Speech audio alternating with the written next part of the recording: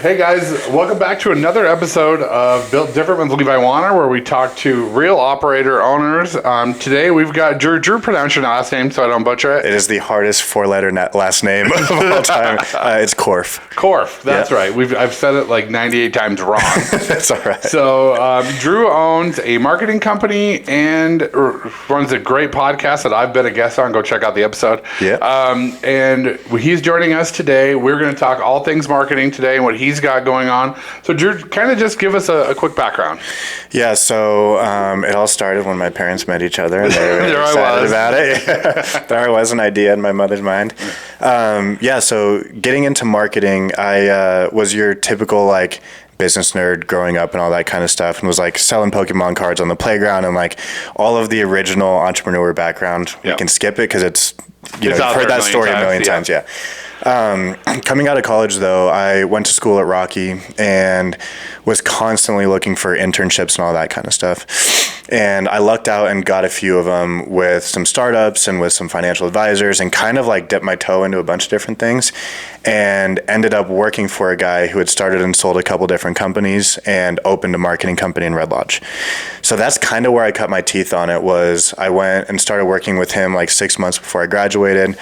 Commuted to Red Lodge for 2 years, back and forth from Billings, and got what I kind of considered as like almost like a paid MBA working for this guy, and was so fortunate because he took a very like tactical and strategic approach to marketing, where a lot of it was like, we need to be able to prove that the messaging we're doing, the campaigns, is actually making people money.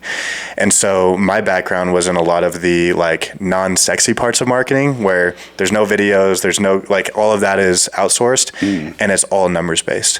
So that was kind of where I cut my teeth. And then I came back and started my company after 2 years working there, and have been doing more of the stuff on the creative side for the last 4 years now. I love that. The creative stuff's the fun stuff. It is, yeah. It's a good time. And your podcast is growing, doing great. I really enjoy this form of entertainment or education, just because it's just a couple people having conversations. Yeah, it's necessary. Yeah, for sure. Yeah, with the experience. And you're an athlete. You've done some MMA fighting, which I enjoy. So let's kind of get into the marketing business, because everybody thinks that you just post one video and it you should go viral. And sometimes it works like that. Yeah, God bless them. And it's the hardest part is to quantify it. Yeah, and that's kind of where you were heading with the numbers part. For me, it's for home sales. Like if people are saying, hey, we're seeing your videos, they're great, that kind of stuff. So what are you seeing that, just kind of someone starting needs to kind of jump into? Like, what are they? Yeah, the first thing that I would say is most people think about, especially, let's just like play in the social media sandbox for now. Yeah. Most people think about social media the wrong way. Especially when they're trying to figure out like, how am I going to have this like Gary Vee approach of posting 6 times a day, having consistency and all that. It looks like this big scary monster. And I think the question that people ask themselves all the time is like, what do I do that's interesting enough to post that much and be consistent about? And so their brain starts working on creative instead of working on like the logistics of how it's going to happen. So one of the things that I would say very, very first to somebody who's like, okay, I'm going to be for real about the social media thing right now, is think about it like logistics instead of thinking about it like a creative pursuit. That's interesting. So many people, like you'll ask most people on the street, hey, are you an artist? And they'll be like, no. But everybody is asked to be an artist when it comes to social media. It's like, we need you to be creative. We need you to be a storyteller. We need you to be a photographer, a videographer. And most people are like, dude, it stresses me out when somebody asks me to take a photo of them on my iPhone. How the hell am I going to do this for 30 posts a month? That's a lot. It is. And so typically what I would say to people is like, okay, let's think about what you're already doing right now and think about the skill sets that exist either for yourself or inside of your company, and let's just work with that. So what are the things that we're doing? How often do we want to be posting? And then how can we like work that into what we're doing already? An example for you might be like, okay, let's say that we're not going to bring on any staff. We're not going to do anything like that.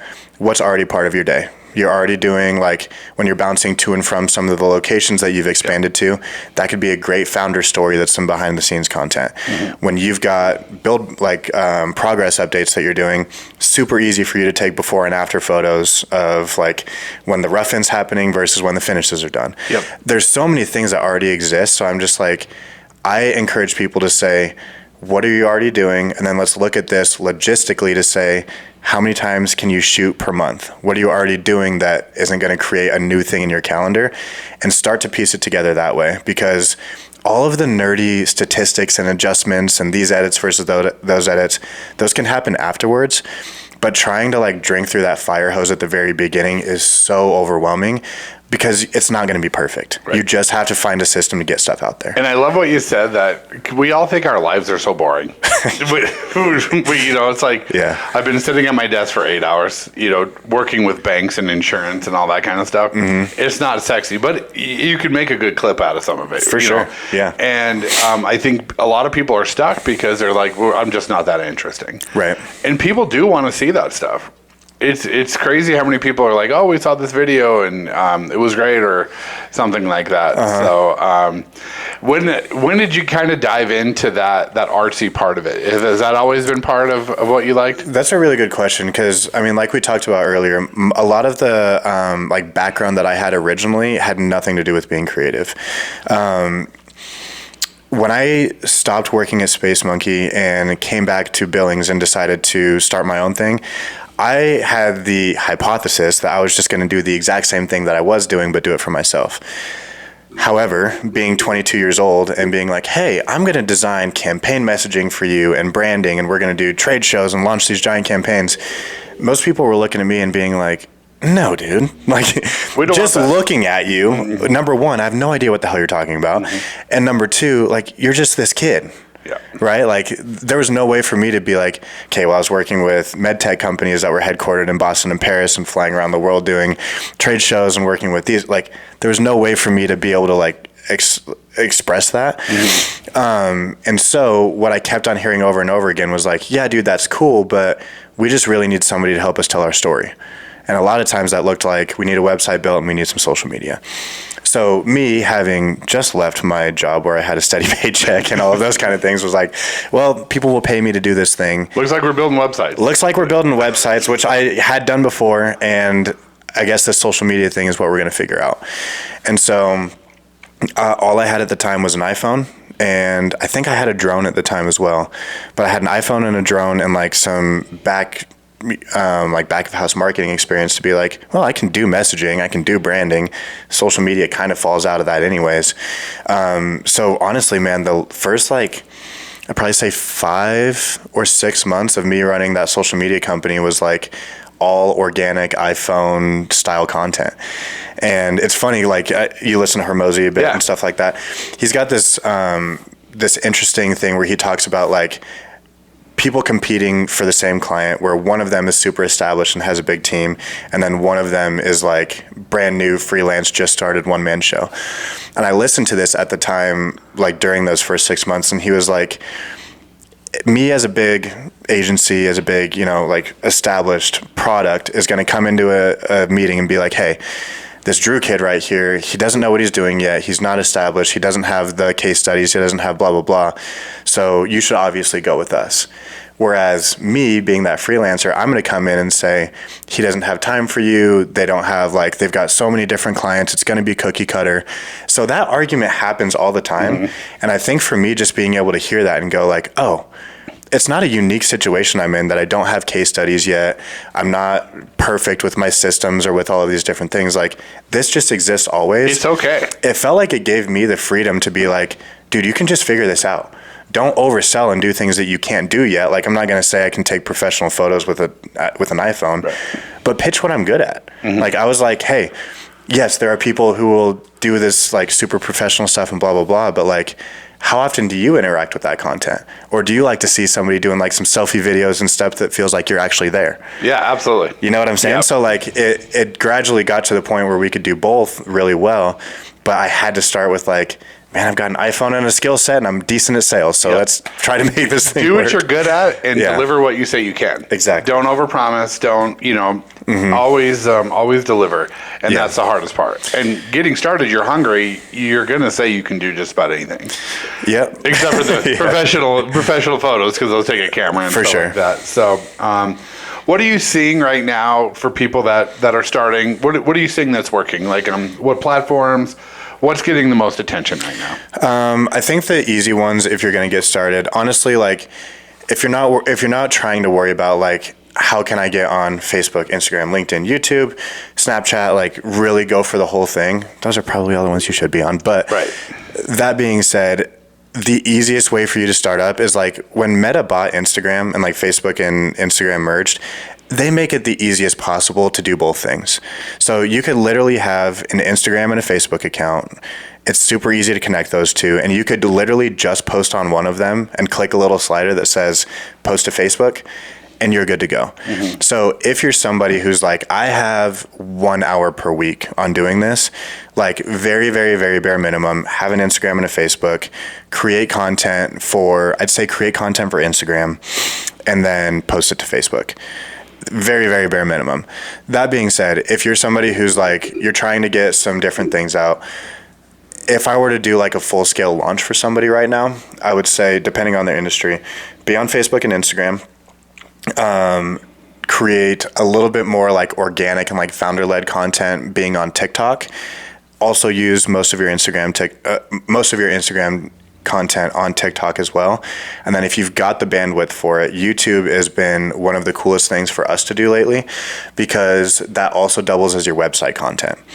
So I would say for like organic social media, top of funnel, trying to like get people interested and like show them kind of the day to day and like the exciting parts of the business, Facebook, Instagram, TikTok. And then if you can do some middle funnel stuff that like lives on your YouTube, lives on your website, and kind of gets people to understand who you are, what you offer, and like how you offer it, I think that YouTube's a really good place to do that because it lives there forever. Oh yeah, for sure. What's funny is because I started early, was like the first builder with a Facebook page. Yep. And what we're finding is like Facebook for your local marketing is by far the absolute best, because everybody you know locally is in your industry though. In your industry. Because your demographic is home buyers. Yep.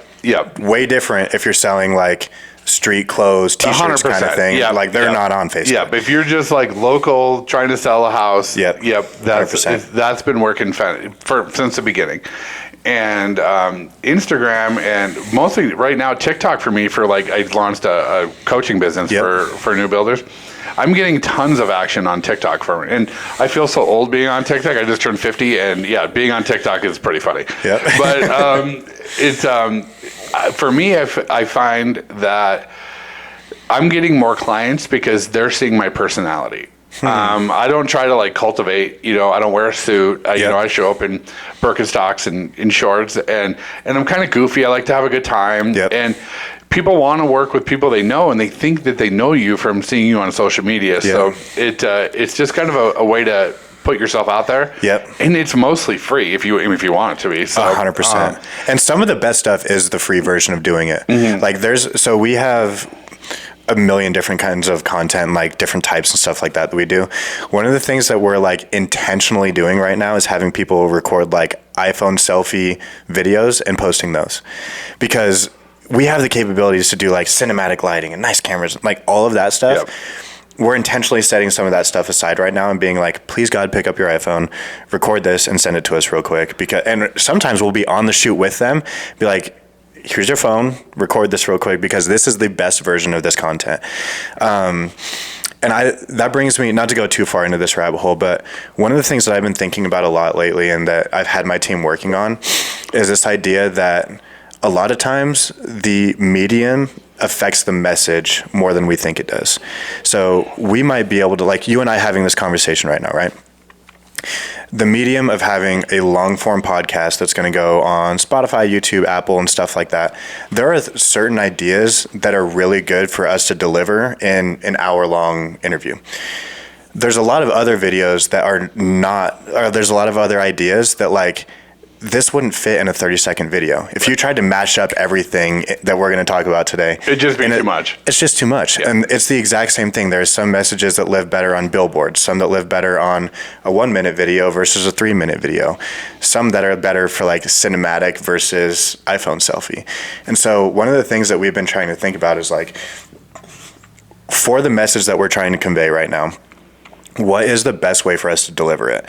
If the message is, what's up guys, we're going to go and we're taking this quick flight over to Great Falls. We've got this many houses that are popping up and blah, blah, blah, come with us. We're going to start asking ourselves the question, okay, is this idea or this like piece of content best delivered as come with me like we're FaceTiming the whole time? Is it best for us to have 3 cameras on this and light the inside of the plane, light the house once we get there, do some sit down interviews? Like, it's possible to do all of those things, but the message is like delivered better depending on which one you choose. So yeah. I think back to the iPhone thing, like, try to pick when you're thinking about like the kinds of content that you're creating, try to pick the stuff if you've just got an iPhone that works the best just as an iPhone, and just like triple down on that. Absolutely. And some of my best videos that I put out are just me with my phone. Yep. Walking through a house that's framed, talking about plumbing and electrical, just stuff that I don't think is exciting because I've seen it a million times, but people like to see that stuff. And I think that's super powerful. What have you noticed as far as like putting out stuff when you said like your personality kind of shines with that? What do you notice when you interact with people who have seen that content before? Like, what's the feedback that you get? It's crazy. On that? The people that have seen it, obviously, like Billings is a smaller town. We 100,000 people. People think I'm fun loving. Like they smile right away. They feel like they know me already, and a lot of it's me. Trash talking my sister, making fun of her, like because we work together, and it's fun. And they see that we care about our clients, and they see that we've got a family business and that we want to take care of people. Yeah. I've literally got no negative feedback. Obviously, like there's the people on TikTok that are just keyboard warriors are going to trash talk. Right. One guy told me I was too chubby to build houses. But it just drives more content. So just the fact that people think they know you already. Yeah. And or they like, oh, I've seen you somewhere before. And it's just because we are pumping out a lot of content. For sure. That's one of the most interesting things that I've like had to adjust to a little bit, because I put out content for the social media business, for my personal brand, and for the podcast. And each of them has like different flavors and like buckets that content lands in. But I remember this one time I was doing a belt test for jiu-jitsu over at Grindhouse, and like we've got some sister gyms that all travel to like, we call it headquarters in Billings when we do one of these. And I was with one of my buddies from Sheridan for lunch afterwards, and he like ordered, we both sat down and we're just kind of like, oh, that was a good day. He looks at me and goes, so dude, how's therapy? And I was like, what the fuck are you talking? What do you mean how's therapy? Because I hadn't seen this dude in like 6 months. He's like, oh man, he was like, I listened to your podcast and like, I heard that you were talking about that. You just like started going last year. I'm just curious how it's going.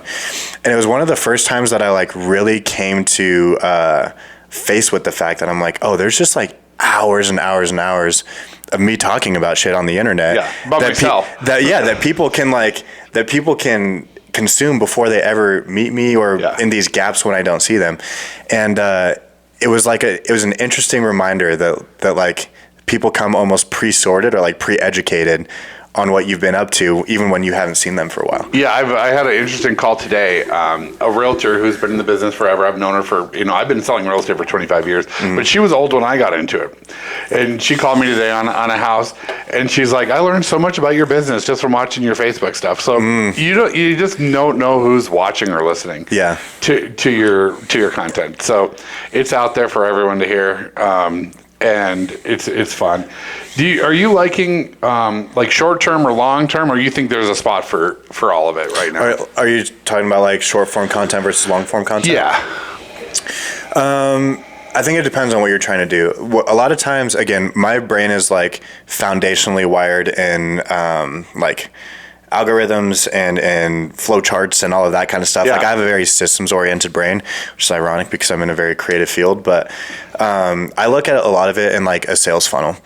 And so most of the short form content lives at the top of your sales funnel.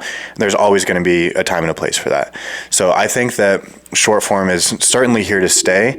I think that knowing where to place it and what messages to put up there is super important. So if you can approach your short form content as assuming that these are the people who have never heard of you before, or the people who have heard of you once or twice and like it's kind of wanting some more information, but they're still getting familiar, create content for the target audience that lives up there that is one of your people, but might not have seen you yet.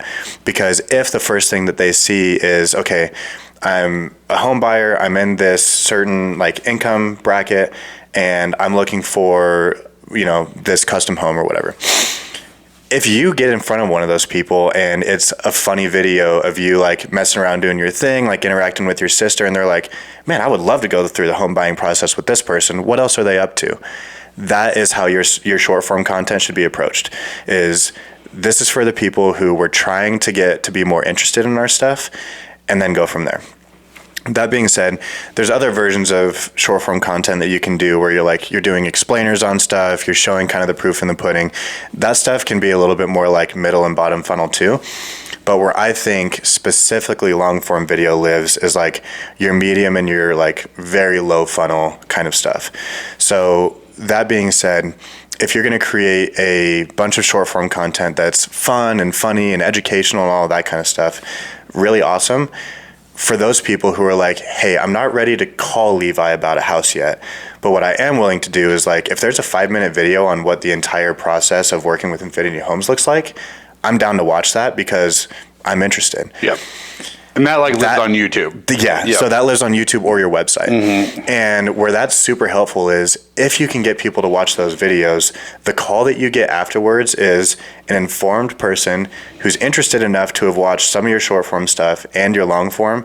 And by the time they get on the phone, a lot of the stuff that might be like a kind of quote unquote dumb question or something that you answer all the time is probably answered already because you invested in that video. Absolutely. Well, that just gave me a great idea. Hopefully lots of people listen to this. So now I'm going to do the home buying process on YouTube and put it on my website. Yeah. Because I think that's a great idea. And that's why I love doing this, because you just never think of some little things that are going to work like that. Yeah.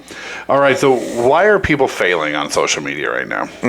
I'm going to go back to the beginning on that. I think that people fail because they try to go to war with this big scary monster and they think that they're going to like David and Goliath that shit and be like, I win.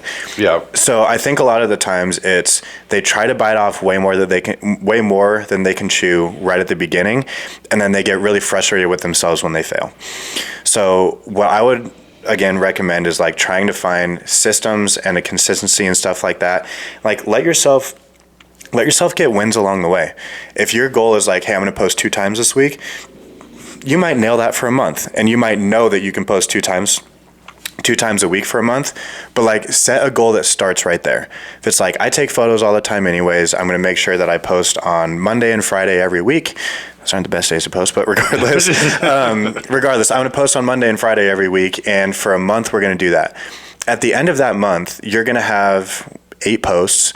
You're going to have interactions. You're probably going to be walking around in your community and people will be like, oh, hey, I saw that thing that you do.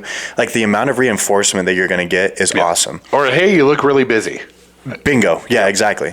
And so that compared to, okay, we have to post every day. It has to be professionally edited. It has to be all these different things. You probably are not going to get even 2 weeks of content out. You're going to be really upset with yourself when you miss one because it's like, man, I promised myself. I said I was going to do it. Now it's just like every other year that we said we were going to post and we're failing again. And then to think about, holy shit, we have another 360 days of doing this. Yeah. It's like, well, screw it. I guess next year we'll figure it out. It's kind of like a weight loss goal. Bingo, man. If you just chop it up into little chunks, it'll come off a lot faster. Yeah, and it's a snowball effect too. Like you're going to figure out, if you just do like chip away a little bit at a time, you're going to figure out what you're really good at. You're going to figure out what people like to see, and then you can start mixing it up a little bit. Like once you get a foundation of 3 posts a week, people kind of like what you're doing. They might start catching on to like a content series that you're doing. That's awesome. And then if you want to mix it up and do like a cool professionally edited video, or if you want to do an event recap for something that you're speaking at or something, go ahead and do that and like kind of start to test the water that way. But I think that people fail because their heart is in the right place and they want it to look super well done and like crush it because they watch too much Gary Vee and all that kind of shit. Right. But I think that like the best thing that you can do is to be consistent, because over the course of a year, even if you only post twice a week and you get 52 weeks out of that, like that's 100 posts. If you try to post every day for a month and you fail and quit, even if you succeed that's only 30 over the course of a year. So like, I think that the whole like, tortoise versus the hare thing really applies here. Absolutely. Find a way to get consistent. I think I see a lot of people get really, really obsessed about the views that their stuff is getting. 100%. And going back to Gary Vee, I heard him say, "Oh, you're only getting 100 views." Those are 100 people that, if you were talking I just spoke at a conference a couple months ago, and there was 200 people in the room. Seems like a lot of people, huh? It's a lot of people. Yep. If you get them in a spot. Yeah. And for me, in my business, all I need is one person to buy a house. Mm-hmm. And that's a win. Yep. And if you kind of break it down in those bite-sized chunks, then you're not thinking, well, I need to go viral. 100%. 3 million people might see your view, but none of them would buy a house from me. For sure. I think the other thing to think about too is like, it's a funny question, or it might seem silly, but really asking yourself like, what is this for? Because there's a lot of pages where they're not for the same thing. Like a restaurant, for example, their goal is to get you to like find something and be like, wow, that looks really good, and catch you at a time where it's like, well, I'm free this afternoon. Let's go get margaritas and tacos because it's Cinco de Mayo. Like, let's do it. That being said, though, for a home buyer or something like that, nobody's going to see one of the TikToks you do and then like buy a house online or book a reservation that night. Yep. So if you're somebody like, let's just take yours, for example. If somebody can see some of the videos that you do, get a sense of your personality and all those things, they're not going to be able to click a buy now link from your video. But what they are going to be able to do is say, okay, I was already in the market for a house. I'm curious if this is somebody who I'd want to work with and who has a good product. So really what your social media in general is kind of like a mid-funnel. Somebody's already interested, they heard about you, and now when they make the decision of like this builder versus that builder, they're like, well, these guys seem awesome. I'm definitely willing to get on a call. Mm-hmm. So what I think is like, figure out what the actual purpose of your social media is. We've worked with people who the goal is for when somebody's Googling and searching different competitors, that they go there and be like, wow, this person's local, they care about their employees, they do good work, they're members of the community, and like, that's who I want to do work with. Way different strategy than if we're trying to sell t-shirts and get like in front of people who we want to run ads, post content where they're going to see it, go to a link and buy right away, where we're ripping them through the entire sales funnel. For somebody in Utah could buy it from Montana. 1,000%. So if somebody in Salt Lake sees my video, they're not going to be like, oh, well, we want to build, he's going to come to Salt Lake. Right. And so let's say that like for your account, for example, if you go viral, right? Super cool. How many people in fucking Maryland who like that video are going to buy a house from you? Yeah. So it's a cool ego metric. Oh, yeah. But at the end of the day, it's like, what is this account actually for? Because if you get 300 views on a video, but 2 people decide like, you know what? I really liked what Levi had to say in this video, and like I just really want him to be the guy that I'm calling throughout this process. Mm-hmm. Way bigger win than a video that gets 30,000 views and 10,000 likes. Yeah. But nothing happened from it. Yeah. So I think back to your point at the beginning, like figuring out which metrics are actually important to you is a good question to ask yourself so that you don't get discouraged when you're not going viral every time you post. Absolutely. How important, you've said it a couple times already, and this is something I focus on, is how important is brand to your business when you're marketing? I think people don't think about this enough, where they're doing color schemes and how their videos look and stuff like that, to where when that customer sees it, they're familiar with it because they've already seen 6 or 8 about the same. Yeah, 100%. How do you guys approach it? I want to start with that.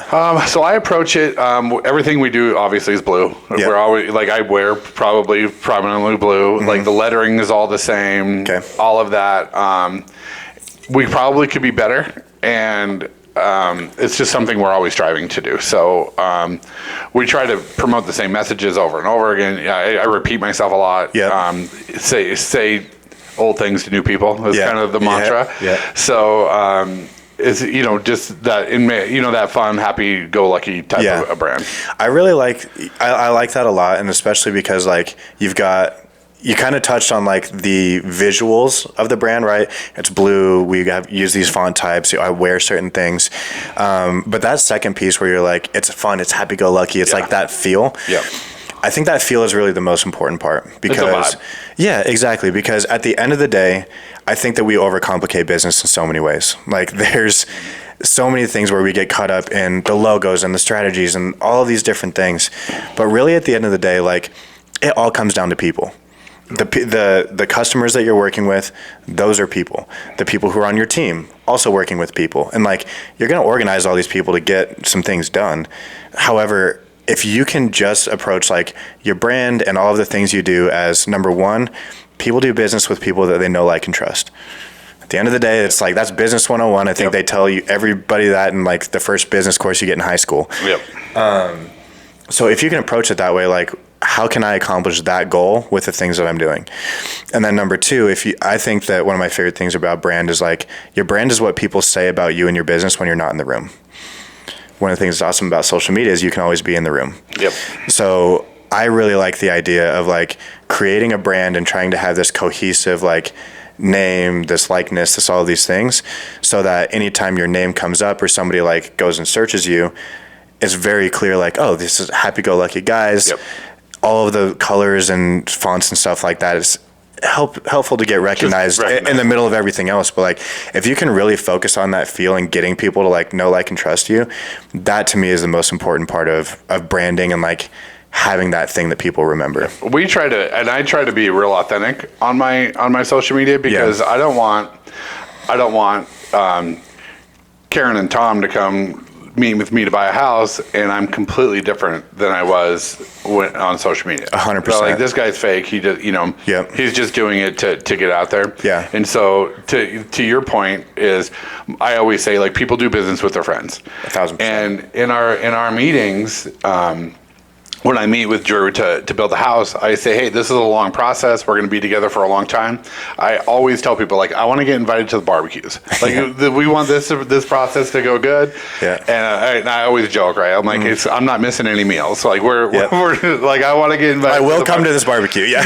Yeah. So, it's just to reiterate that point, like you have to be authentic and it has to be you. If you're worried a little bit too much about how glossy it is and the lighting and stuff like that, then you're kind of missing the point of the way your personality should shine. Yeah. Like that thing at the barbecue is like the maraschino cherries that make it into the Shirley Temple. Like it kills it. Yeah. Like if you're focusing on the ribs of stuff, it's like, know, like, and trust, build friendships, show who you really are. Right. And one of the things that is like a funny little test that I made up for myself in my first year of business, I call it the caller ID test. I don't hire anybody and I don't do business with anybody who don't pass the caller ID test. And that test is, if I'm talking to you right now and we're talking about building a home, I will not choose you as my builder if when your name pops up on my caller ID, if I roll my eyes and I'm like, I don't want to talk to him right now. Not today. If I see your name pop up and I'm like, oh, this is going to be good. Answer it. I'm like, Levi, what's up, man? Absolutely. Every single day of the week. Right. And what I've found about that is like, there's no amount of money or opportunity or networking or whatever that's worth your phone ringing and you going like, this is going to ruin my day. 100%. There just isn't. No. And so I think that that's one of the things that when you're thinking about like, how do I build that brand and stuff like that? It's really cool having the opportunity to use social media because when people have seen that before they meet you, if you're authentic about it, it pre-sorts the people who are going to be in your life because you don't have to have that first impression where we sit down and it's like, hey man, what's your name? Where are you from? Blah, blah, blah. They already know some of those things. Yep. So if you're authentic on your social media and you're like, do a good job of being yourself, you can also be in a spot where if somebody's talking to you because they saw your social media, they've already decided they like you. 100%. They've already decided that you're their kind of person. They like your vibe and all of those sorts of things. And so it's a really good way to like kind of bypass some of those conversations of people who don't pass the caller ID test. Yep. And you're getting through the fluff. You're already kind of pre-chosen. Yeah. I always say people won't remember what you say. They'll remember how you make them feel. 1,000%. And if you and I meet and you leave being like, hey, he was a pretty good dude. Like, I'd invite him over for a barbecue. Then you're going to get the sale. Obviously, the numbers have to work and, the business has to work out. But you're a step closer for that. Yeah. Let's get a little bit into your business and kind of how you've grown it. Because a lot of our listeners are business owners, and obviously you started out solo, and kind of walk us through how you've kind of grown and the steps that you took to get there. Yeah, iPhone in a Dream was chapter 1 for sure. So I was in a fortunate spot where a lot of my I would say strengths in business came from like sales. When I was working in Red Lodge, I got really good at the marketing stuff, but one of the clients that I was an account lead on at the time was a med tech company. And I got flown around the world doing trade shows and trainings for, we sold to both physicians and to other like medical device companies and stuff like that. So I got this like really fast crash course on sales and marketing at the same time. And it was in a very high stakes environment. Like most of the people I was selling to were VPs of med tech companies who had suits that I couldn't pronounce and watches that I couldn't dream of. And I'm 22 at the time being like, okay, let's hold it together. Let's figure this thing out. And so really phase 1 for me was like, once I figured out that people didn't care about what I thought I was going to be selling and had to pivot to social media and websites and like the creative thing. Really for me, the first lesson that I learned when it came to growing my company is to stop going to networking events. And this might piss some people off. And I know that we're talking about the real estate industry here. God bless all of you. I tried my best, man. I went to every Chamber of Commerce event. I went to every networking kind of thing. I'm not going to name any of them, but like I went to all of them. And what I kept finding is like, I felt like I was trying to be productive and build my business and like do the thing that everybody says the business owners do. But what I kept finding at these places is like, it was transactional. Nobody was there to make friends. Nobody was there to invite anybody to a barbecue or to pass a caller ID test. They were just there to check the box of, I showed up to a business thing today and I handed out my business cards and someday these will turn into clients. I wore my name tag. I don't want to do business with anybody that's like that, man. I don't. And honestly, I actually never had any, I worked with a couple people from those things, never had anything long-term happen from those because the nature of those relationships, they start transactional and they end transactional. And sometimes that goes just fine, but like, I don't have any friends in my life that I've been friends with for a long time that feels like a transaction. Right. And what I found out early doing those things, those are the people that aren't doing any business. Because they have time to be at these fucking events. To go to the networking events. I'm sorry, I've been swearing on this, and hopefully this will allow me to swear all you want, Yeah, I'm just, come on, man. If you've got enough time to go to a networking event, you need to drum up some business. I think a lot of it is like, it's people who want to feel like they're doing business, but again, if you have that kind of time. Yeah, I call it playing business. You take your MacBook to Starbucks and you.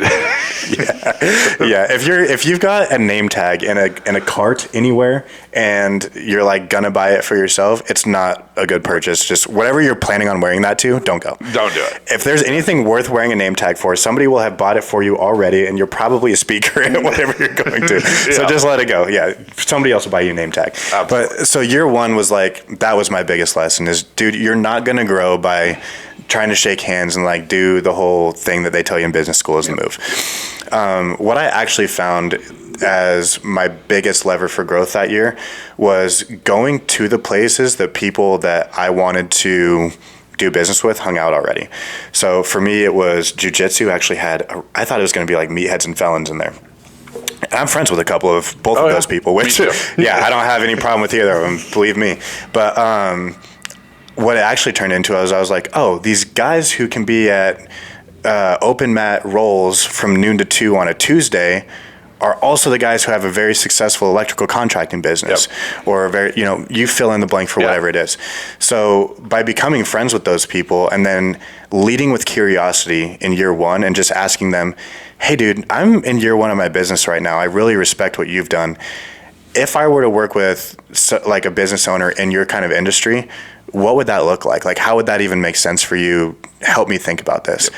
Most of the time, if I was willing to be vulnerable and just curious and ask that question, they would tell me all of the things that is wrong with other social media managers they've worked for, other content creators, what would be awesome. And by the time we're done talking, a lot of times they'd be like, well, could you just do all those things? Right. And I'd Sounds like a good idea. Yeah, I'd be like, hell yeah, sure. Yeah, I guess I could do that.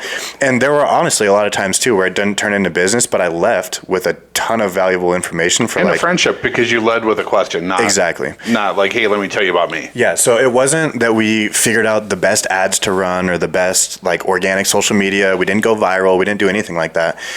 What I did was I was just like willing to be curious and willing to put myself in a place where I could make a friend instead of make a transaction. So if I could recommend anything to me back then, is still go and train jiu-jitsu. I would have joined a like a CrossFit, like any kind of group fitness gym. Yep.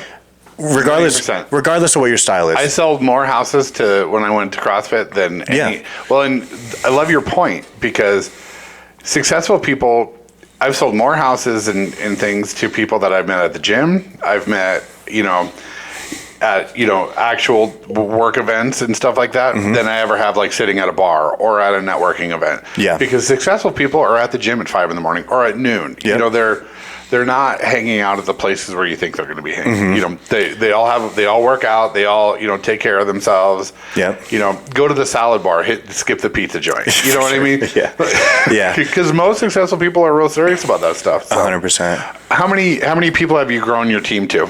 So right now we're at 7. We fluctuated at different times, which is kind of interesting because one of the things about the nature of my business is it's not super 9 to 5.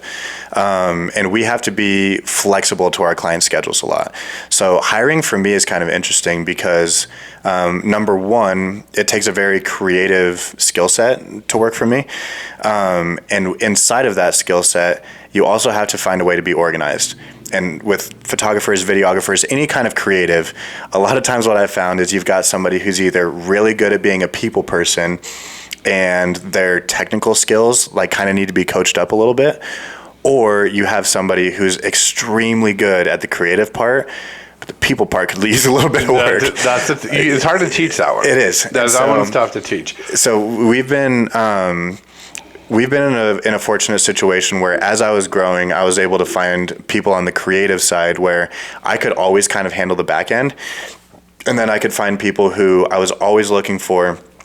If I send you to a place and you're wearing my logo, are you going to leave there and people are going to be like, wow, we really love having Ollie around because like he's such a good hang. Everybody's always laughing around him and blah, blah, blah. If that's the case, it means our photos are going to be better because people are going to be smiling and having a good time. Yep. Our videos are going to be better because people aren't all caged up and being like, oh shit, the camera guy's here. And we're going to be able to create a lot better stuff because they're going to invite us back over and over and over again. So getting content will never be the issue. So for me, the way that we grew our team is I got an assistant first. I think I was like 6 months into the business once the iPhone stuff was getting tricky. Right around that same time, probably a month or two later, we brought on Ollie, who shot photo and video at Rocky while I was there. And he was kind of our first like professional photographer, videographer that allowed us to start playing in that sandbox a bit. And since then, it's been just continuing to hire creatives that can help with that part of the process. And then just recently we were able, probably 2 years ago, we were able to bring on some people to help with like the social media, like deep dive part of it. It's like, what are the trends? Yep. Help us write our copy, help us post on time, do that sort of stuff. So I've kind of worked myself out of doing the posting, the copywriting, the shooting and everything, and try to get myself, number one, more towards like the logistics part of the company, and then trying to have people solve the logistics part so that I can focus on like overall strategy and growth has kind of been and client acquisition. Bingo. You know, that's the biggest thing. Yeah. And I want to take a step back from what you kind of said in the beginning. Sure, yeah. And anybody listening that's starting a business that thinks it's going to be an 8 to 5 type of job. What you said about, hey, we've got to go to where our clients are and their time frame. Because a lot of realtors and builders get in the business thinking they're only going to be working Monday through Friday, but the people that I sell houses to have jobs. So that's why I'm, still doing open houses and meeting people at 6 o'clock at night. And, when you own the business, you have to go to where your clients are going. So 100%. I think a lot of people need to hear that. I think giving yourself grace at the beginning too is really important, because I use this example of Costco all the time. Costco makes all of their employees, regardless of if they're top of the line C-suite or if they're just like a checkout bagging person, they make everybody push carts at the beginning. And I think everybody in their organization has done like all of the quote unquote entry level roles, because they need to understand how all of those things work if they're going to run even the higher level parts of the company. So one of the things that I remind myself all the time when I was like showing up to a shoot on a Saturday when my friends were out on the lake, or if I was, editing at 10 o'clock when my girlfriend's asleep in the room next door, and I'm just like, damn it, like all of that kind of stuff. I reminded myself, I'm just pushing carts right now, because it's so easy when you're on Instagram or LinkedIn or whatever to look at these successful people saying like, delegate everything to the Philippines. You don't need to be doing these low level tasks, optimize for your time. Yes, at some point do the things that make sense. But like at the very beginning, I think that it is so valuable to push carts and show up on the times you don't want to show up, do the functions of your business that you kind of hate, but you need to know how to do anyways, because 6 months, a year, however long from now, when you go to hire that person, you're going to know who's going to be good at it or not. You're going to know if they're doing a good job or not.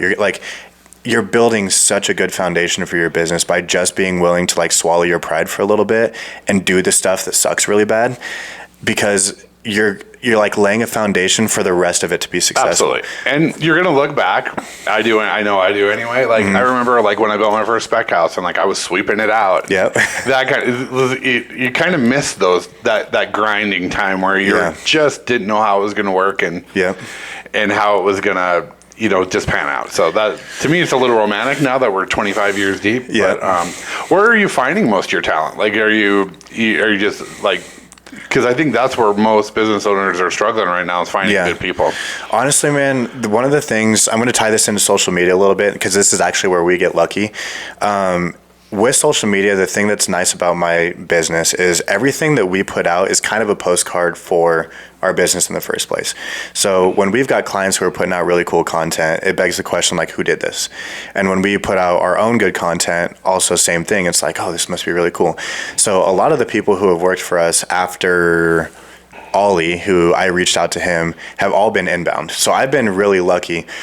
And that is one of the reasons why I think social media is such a great thing to invest in, is if you're putting out, for example, for you, if you're putting out all of the phases of like, here's all the builds that we're doing, here's kind of the day in the life, here's blah, blah, blah. If people are constantly seeing that and they're like, wow, you guys look like you're doing a lot of houses. I love being in new builds. I'm kind of tired of renovations. They can reach out to you and be like, hey, I already know that you do all this stuff. We do get a lot of that in all over the state. It's crazy. I think that's one of the things that I've honestly been blessed with, is I haven't had to do too much looking as far as like finding that creative talent. I'll double down on that though and say that like, number one, that's not a sustainable strategy. If I wanted to grow to 10x in the next 6 months, I would have to go out and find people. So I think for me, if I had to do like any hiring or something like that, honestly, we run ad systems that we go and do like outbound for some of our clients. I would probably just run those for the same kind of thing that we do to try to hire people. So Facebook and Instagram is really good for hiring when it comes to like running specific ads and stuff like that, because it gives you the opportunity to make like a unique way to present yourself. When you do a LinkedIn job posting or do all this different stuff, it kind of looks like everybody else and you're competing on the same stuff. It looks the same or whatever. If I had to go and 10x my business and I needed, I'd probably need 5 more people to do that. I would just run ads to that and say like, okay, now it gets to be my face, it gets to be my photos, it gets to be whatever I want it to be, so that the first impression that I'm giving somebody is, holy cow, that's somebody I want to work for. That looks like a friend. Mm-hmm. So that's probably what I would do if I had to hire more people. But really, like, inbound is the best way to do it. Absolutely. Because you're already working with people who know, like, and trust you. And I think I've just gotten fortunate that way. I love it. Well, we'll start closing up here. Just a couple questions. Like, someone's just starting, just pull out the iPhone, shoot some content. Yep. Bingo. And post it. Yep. Yep. Yeah, pull out your iPhone and post it. Look at it like a logistics operation, not as a creative operation.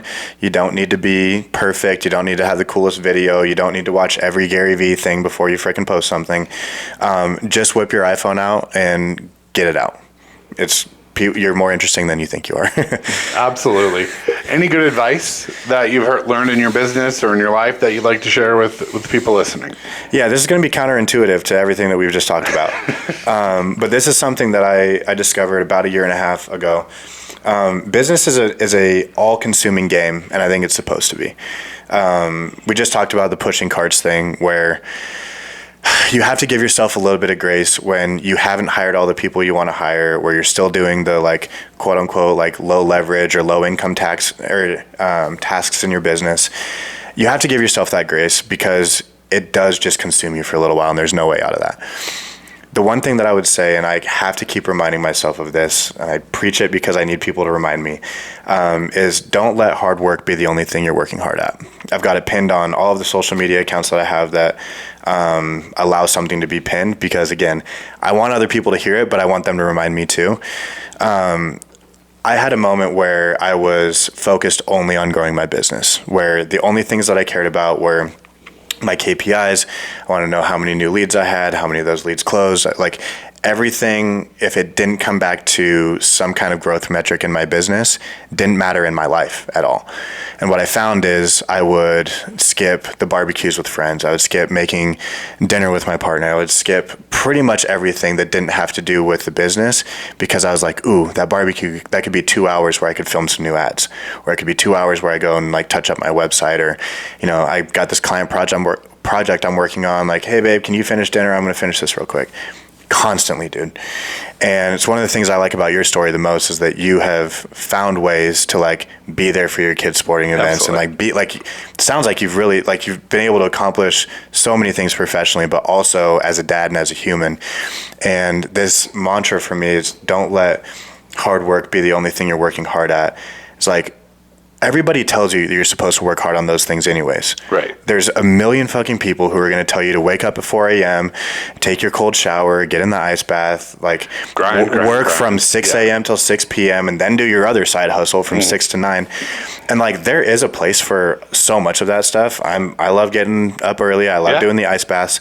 But what I found is like there's other things in your life that need that same kind of energy. Like being present with your wife, husband, girlfriend, boyfriend, whatever, that is hard work. Setting aside your project that you really like kind of need to get done, but you're not going to see these friends for a while, making the decision to go to that barbecue for 2 hours and then stay up an extra 2 later, it's a hard decision, but that's hard work. Like there's so many things in your life. Going to the gym, hard to do. Absolutely. But like there's so many things I think that like as a business owner, we consider to be working hard and doing the thing and like, you know, punching your time ticket. But I think that it's equally important to look at the other things in life and be like, what else also needs me to work hard at it so that you don't pick your head up 10 years later and be like, oh shit, I'm that guy that every other story is like, right. I'm fat and alone. I'm fat and alone. I'm sitting of my wife. I'm sitting in my Rolls Royce and I've got freaking 5 empty seats right now and I've got nobody even tell me this thing is cool. So like, right. Probably should have just start from square one, you know? Well, I think a lot of that too is people, they waste time on the dumbest things, you know, like, but they won't hang out with their kids, but they'll watch 2 hours of Netflix, you know, or they're with their kids or their spouse and they're on their phone, you know, make the time count. When you're doing it, because you're packing it in. Absolutely. You're more than willing to make the cold calls, to do the hard things in your business and all of that kind of stuff. But as soon as like the pressure of that thing is off and you leave, it's like, okay, well, I'm not gonna like. It'd be so much easier for me to just like flip on Netflix and like lay here next to my wife than it would be for us to like actually talk about anything important. So you're packing it in. Like if you're so proud of yourself for being a hard worker, being an entrepreneur, being all of these things. Don't be a lazy fuck when you get home and not be that same person with your wife, with your kids, with your friends and all of that kind of stuff. Because like that's when I picked my head up and I realized I was like, oh, everything that doesn't have a business metric tied to it right now, if there was a number associated, I would be so disappointed in myself. I'm failing right now. Failing. Yes. And I'm lucky that I had kids young. So I didn't have a choice but to kind of figure out that, I hate the word balance, but I had to figure out how to juggle all of the hats. Yep. So for me, it was just kind of forced upon me. I'm not like giving advice on that or anything, but I think I got lucky there. So last question, my favorite question ever. Oh boy. And Ashley's taking a total, a tally of, we've kind of got a men versus women who's answering what here. Ooh, okay. And athletes tend to answer a certain way. So, and I love this question because I'm a big Kobe Bryant fan, and I just love it because he worked harder than everybody else. Mamba mentality. Didn't have all of the physical talents of a Michael Jordan. But do you love winning more or do you hate losing more? I hate losing more. Caveat, I would say the thing that I love about losing, though, is that I have learned more lessons from my losses than I've ever learned from my wins. Oh, absolutely. So you don't learn from the wins. God, I hate losing, though. Man, I just I think to your point of the athlete thing, I think that there's the way that I look at it when I'm giving myself an excuse for not celebrating my wins is like, we've done all of this preparation. We planned for this thing. In sports case, we practiced for this. We did all of this stuff. So anything short of the win happening would have made all of that work back there somewhat futile and useless. 100%. And so did we win? Yes. Were we supposed to win? Yeah, dude. Yeah. And so for me, it was like, I think that the losses feel so difficult because I played quarterback growing up, and my dad was very much like, dude, if you're going to take this thing on, it all comes down to you. Like, you need to be the first one to point to yourself in a loss and make sure your finger's pointing first at you and never at anybody else. Right. And on the wins, you're pointing at everybody else. At the wins, you're pointing at everybody else. And so that's one of the things where I think that I'm blessed because of that mentality and being able to learn so much from the losses. But they're a lot easier to focus on than the wins are, which I'm trying to get better about because Chris Williamson's got this thing. He's probably my favorite podcast. He's fantastic. He says, if you don't find a way to celebrate your wins, then you will end up looking back on a long string of miserable successes. And I just don't want that to be my story, man. I think that there's so many fun things, even just talking about running around with my iPhone. I'm God, I don't miss that. But it was there's some cool things, right? It's a little romantic looking back. Yeah, absolutely. But it's romantic looking back at it. But I remember so many times staring at the ceiling in year one being man, I just got to Europe with my girlfriend. We were so excited about this trip, but I just lost 3 clients and my total revenue was $3,000 this month. I just paid half of that to my assistant. We're here for 3 weeks. Fuck. Yeah. So I remember those moments and just being oh, this is brutal. And so I think that learning from the losses is important, but I think you have to find a way to make it feel good along the way. Yeah. And the only way to do that is to celebrate the wins. Me too. Same. I don't actively working celebrate on it. the wins a lot, and I say it a lot, just a little different than same basic premise. We expect to win. We put in the work, we've done the research, we know the numbers, all of that kind of stuff. We expect to win. The losses hurt, but those are what you learn from. Yeah. So I think one of the most interesting things is going back, and for me, it's helpful for me to put myself in my shoes of when I was younger, because if I was, 22-year-old me starting the business for the first time, and even today, I'm one of the people that I respect the most in Billings professionally is going to text you, ask if you can come on a podcast, and then you get to have him in your studio the next day and just yap about business and life because you've made it to a point where the things that you say are worth something. Absolutely. I'd be for sure, dude. Yeah. That's awesome. That would be the coolest 2 days ever. But it's funny because I almost have to put myself in those shoes sometimes to go from a 4 level of excitement to dude, today might be an 8. This is pretty freaking cool. Yeah, this is fun. So I think that's one of the most helpful tools I would say. It's kind of the quote. I'm sure I'll butcher it.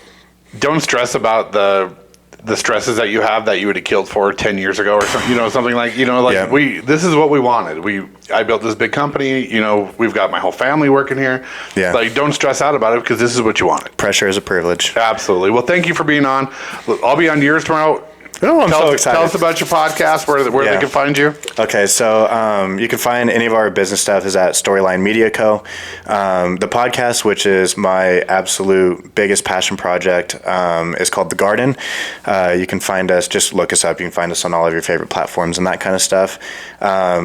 Take a look for episode 45 with Levi. Absolutely. And you're taking the show on the road. You're going to Austin. We are. Yeah. One of my big announcements that I made recently is the podcast is something where Billings, Montana has been so cool for. So many people are like wide open with their stories, which I absolutely love. That being said, Billings is a small town, and Austin has a lot more people who are in and out of there as far as like different guests and stuff like that. So we are going to Austin and going to be recording some podcasts there.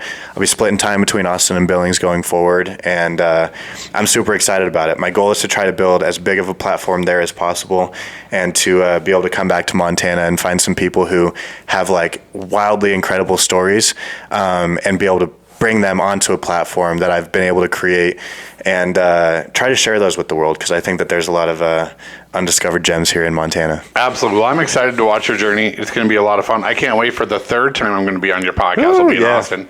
It'll be fun.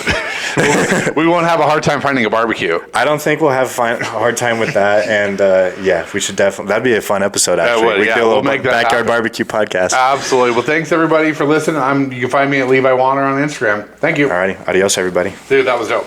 Heck yeah.